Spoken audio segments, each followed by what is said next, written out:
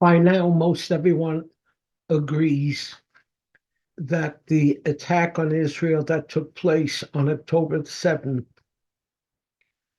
marked a turning point in the history of the Jewish people. Most everyone agrees with this, but not everyone. In fact, there are many people who say the attack never happened.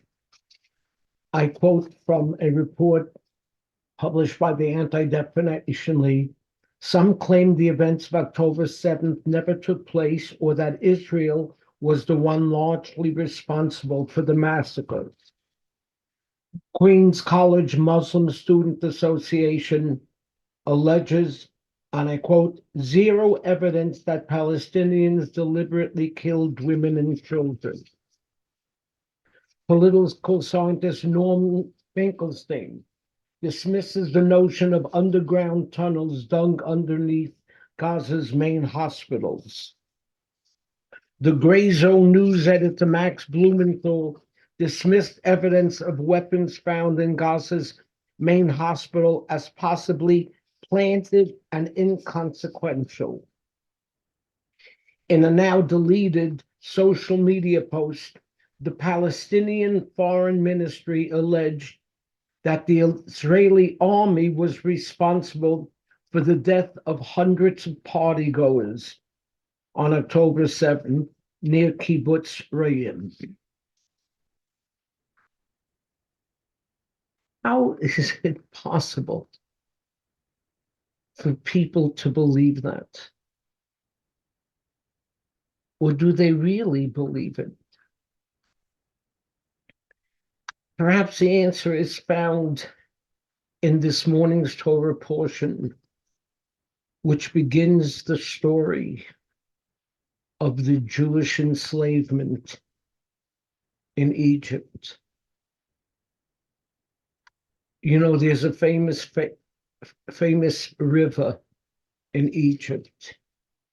It's called the Nile. It is there that Pharaoh had the Egyptians throw the Jewish babies. It was there that the Egyptian enslavement was turning into the Egyptian annihilation of the Jewish people. It all began at the Nile. The Nile, spelt Thenile, is a river in Egypt. Denial, spelled Denial, is what made the Egyptians do what they were doing. Why did the Egyptians turn against the Jews? After all, our people's presence in Egypt had been a positive one. Joseph had come to Egypt as a slave child and rose to the viceroy of the Egyptian people, saving their economy. His father, brothers, and family came down to Egypt to be with him and successfully became a part of Egyptian society. Vatimole haaretz otam. The land of Egypt was filled with them. So what happened? What went wrong? Was all a problem of denial. Says the Torah, Vayakam melech chadash asher lo yada et Yosef. And a king arose over Egypt who knew not Joseph. But how is it possible that he didn't know of Joseph? Joseph had made an indelible impact on history and survival of that country. How is it possible for the new Pharaoh not to know him? And answers the great biblical commentator Rashi with such beautiful insights. Asa atzmo ke'ilu lo yada. Pharaoh made himself not know. It was all a matter of denial. The Nile is a river in Egypt, but denial, defined in the dictionary as refusal to admit the truth or reality, refusal to acknowledge a person or a thing was a problem in Egypt way back then, and it's still a problem for many Arab countries to this day. It's such a denial that makes Hamas feel that they're going to be able to go back to their parents' homes that may have existed before 1948. It's such a denial that makes Hamas and others believe that there's always been a Palestinian state when there never has been.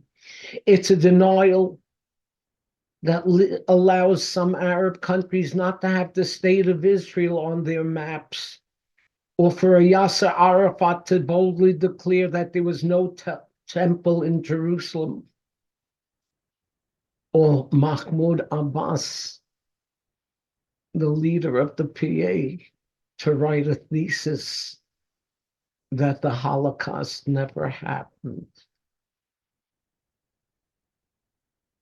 It's nice living in a world of denial. You're never at fault. You're never wrong. You never have to face reality. The only problem is it's all a lie. And ultimately, reality hits and you discover that you have no one to blame but yourself.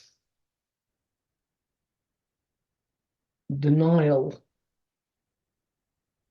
is a river in Egypt, but denial is a problem not only in the Middle East, but in America today as well. And we as Jews should be sensitive to this and aware of it. When you have 3 presidents of major universities unable to answer in a positive manner a question of does calling for the genocide of Jews violate your school's rule or code of conduct, and all they can say is it's context dependent. And many people from the left defend them by saying, yes, it does depend upon the context. They're living in denial. And on the right, to have a candidate for president say that immigrants to the country poisoning our blood,